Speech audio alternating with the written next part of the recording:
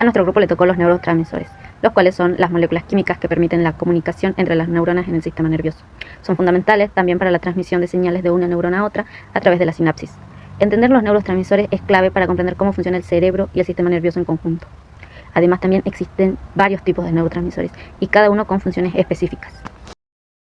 La acetilcolina es una sustancia química muy importante que usan las neuronas para comunicarse entre sí o con otras células como los músculos o órganos. Es un neurotransmisor que podría decirse que es como una especie de mensajero, ya que lleva la información de una célula a otra en nuestro cuerpo. ¿Para qué sirve la acetilcolina o sus funciones?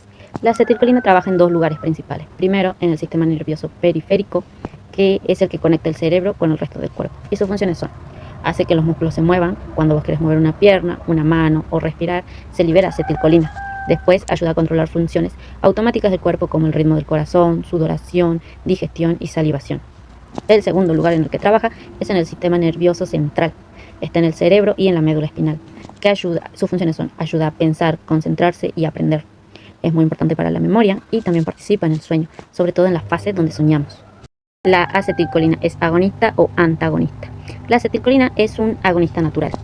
Esto significa que activa ciertos receptores, puertas especiales que tienen las células, para que hagan una función. Existen dos tipos principales de receptores colinérgicos, que son los que responden a la acetilcolina.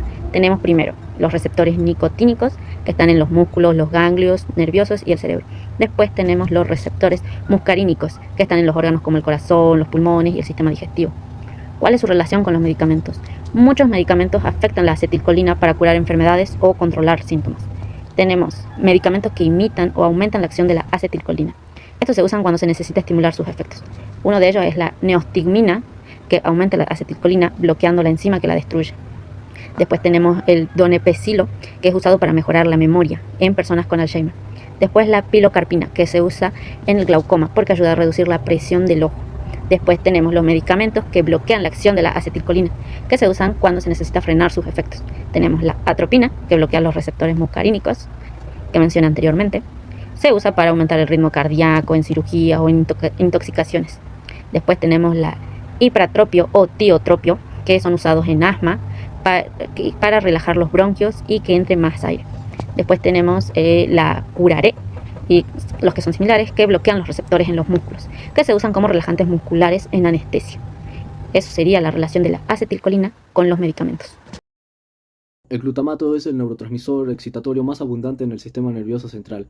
Esto significa que su función principal es estimular la actividad entre otras neuronas, facilitando la transmisión de señales eléctricas entre ellas. Es fundamental para las funciones cognitivas como el aprendizaje, la memoria y la plasticidad sináptica, que es la capacidad del cerebro para cambiar y adaptarse. El glutamato actúa como un agonista natural en los receptores de glutamato, como los NMDA, AMPA y caetano. Esto significa que activa estos receptores para facilitar la neurotransmisión excitatoria. La relación que tiene el glutamato con los fármacos es que este está implicado en condiciones neurológicas. La mayoría de los fármacos están implicados como antagonistas o bloqueadores de los receptores de NMDA, MPA y caetano. Estos son utilizados en tratamientos como trastornos de la depresión resistente, también en trastornos de epilepsia, enfermedades neurodegenerativas como la de Parkinson y Alzheimer, y también en dolores crónicos.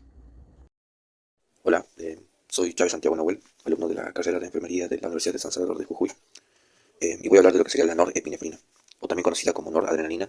Es una hormona, un neurotransmisor y un fármaco esencial en el mundo de la medicina. Esta es naturalmente sintetizada como un neurotransmisor en las neuronas postganglionares simpáticas del sistema nervioso autónomo, específicamente en las vesículas simpáticas de estas neuronas. Y también es sintetizada o producida como hormona en las células cromafines de la médula suprarrenal, o sea, en la parte interna de las glándulas suprarrenales. También la norepinefrina es esencial para la regulación de múltiples funciones corporales y desempeña un papel central en la respuesta de lucha o huida, también conocida como respuesta de estrés agudo. Este es un mecanismo que es mediado principalmente por el sistema nervioso simpático y por la norepinefrina en conjunto con la epinefrina, o sea, la adrenalina. Este prepara al organismo para enfrentar un peligro inmediato, aumentando la tensión, la energía y las capacidades del cuerpo para enfrentar situaciones de estrés o de emergencia, a través de las siguientes maneras, como pueden ser aumentando la frecuencia respiratoria, la frecuencia cardíaca y la presión arterial, que esto ayudaría a que mejore la oxigenación a los músculos e incremente el flujo sanguíneo a músculos y órganos vitales. También redistribuye el flujo sanguíneo priorizando lo que serían los órganos esenciales como el cerebro, el corazón y los pulmones, y más los músculos, reduciendo el flujo hacia el otro sistema como el sistema digestivo y la piel. Luego tenemos que también incrementa la glucosa en sangre. Esto sirve para proporcionar más energía rápida a través de la liberación de la glucosa almacenada. También tenemos la dilatación o dilución de las pupilas para mejorar la visión periférica y la percepción de amenazas. Y por último tenemos la inhibición de funciones no esenciales, que disminuye la actividad digestiva, como dije anteriormente, y urinaria para conservar la energía. Bueno, este es considerado un agonista. ¿Por qué? Porque a diferencia de los antagonistas, este se une a receptores específicos de las células de nuestro cuerpo y los activa para producir una respuesta fisiológica, siendo, en este caso, los receptores adrenérgicos alfa y beta, que son parte del sistema nervioso simpático. Al activar estos receptores, la norepinefrina imita o potencia lo que serían los efectos naturales del sistema simpático en situaciones de estrés o de emergencia. Estos receptores, como son bueno, obviamente los alfa y beta, tenemos los alfa 1, que causan una vasoconstricción, o sea, el estrechamiento de los vasos sanguíneos de nuestro cuerpo, lo que aumenta la presión arterial. Luego tenemos lo que serían los receptores alfa 2, que regulan la liberación de neurotransmisores en las terminaciones nerviosas simpáticas, modulando la respuesta simpática. Y después tenemos los receptores beta. Tenemos los beta 1, que tienen la función o causan el estímulo del corazón, que incrementa la fuerza y la frecuencia de las contracciones cardíacas.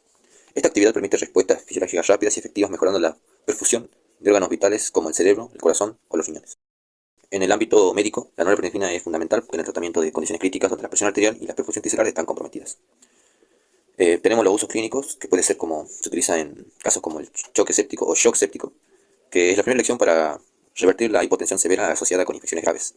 Esto también mejora la perfusión a los tejidos y estabiliza al paciente al aumentar la presión arterial. Tenemos la hipotensión refractaria, que bueno, la norepinefrina es indicada cuando los líquidos intravenosos y otras intervenciones no logran normalizar la presión arterial.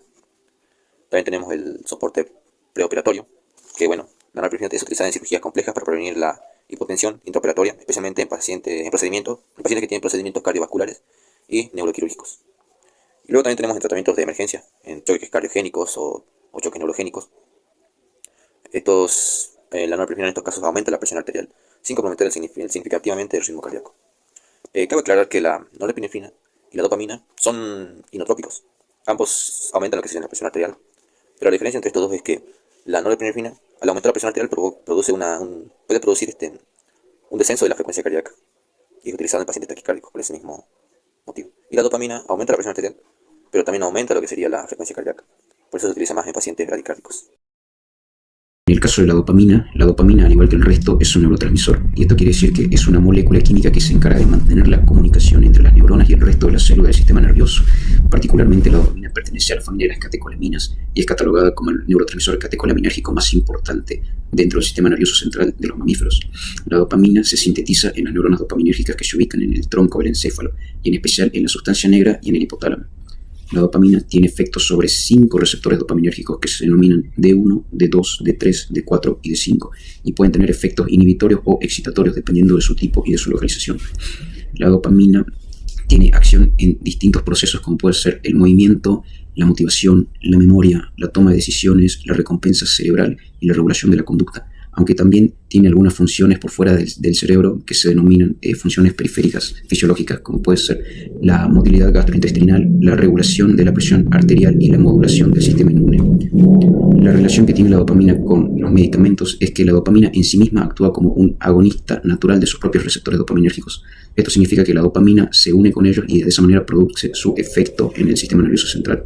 Sin embargo, en la farmacología existen tanto agonistas dopaminérgicos como antagonistas dopaminérgicos, siendo los primeros fármacos que se encargan de imitar los efectos de la dopamina en el sistema nervioso central, es decir, que engañan al cerebro y le hacen creer a que se encuentra recibiendo dopamina sin tener la necesidad de transformarse en ella.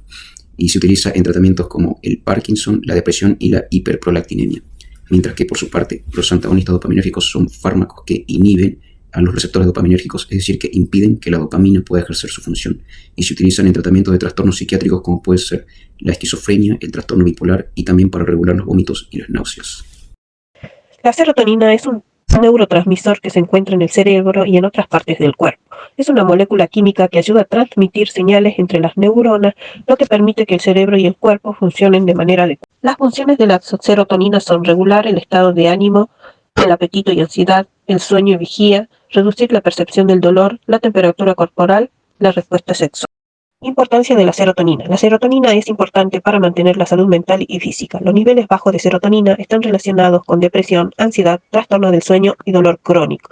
La serotonina puede actuar como agonista y antagonista en diferentes receptores.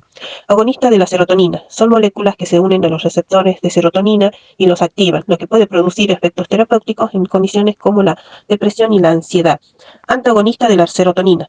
Son moléculas que se unen a los receptores de serotonina y lo bloquean, lo que puede producir efectos terapéuticos en condiciones como la migraña y náuseas. La relación con medicamentos. Lo que se relacionan con la serotonina tenemos antidepresivos, ansiolíticos, antipsicóticos y algunos medicamentos para la migraña. A continuación le damos algunos ejemplos de estos medicamentos. La fluoxetina, conocida como Prozac, que es para tratar la depresión y la ansiedad. El sumatriptan, que es para tratar la migraña, y el ondansetron, que es para tratar las náuseas y los vómitos.